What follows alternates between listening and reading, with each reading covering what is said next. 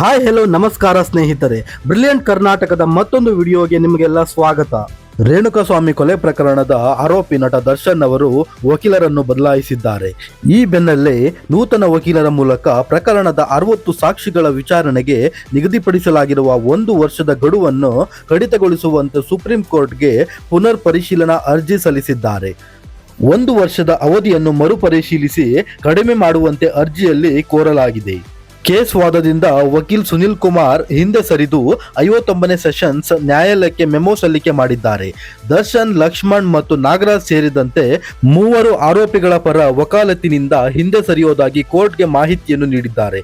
ಈ ವೇಳೆ ನ್ಯಾಯಾಲಯವು ದರ್ಶನ್ಗೆ ಹಿರಿಯ ವಕೀಲ್ ಹಷ್ಮತ್ ಪಾಷಾ ನಿಮ್ಮ ಪರ ವಕಾಲತು ಹಾಕಿದ್ದಾರೆ ಎಂದು ಹೇಳಿದ್ದಾರೆ.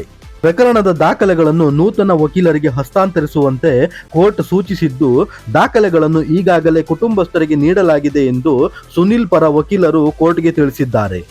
ಇದಾಗಿತ್ತು ಸ್ನೇಹಿತರೆ ಇವತ್ತಿನ ಸುದ್ದಿ. ಮತ್ತೊಂದು ಇಂಟ್ರೆಸ್ಟಿಂಗ್ ವಿಷಯಗಳೊಂದಿಗೆ ಬರ್ತೀನಿ. ಅಲ್ಲಿಯವರೆಗೂ take care, bye, thank you.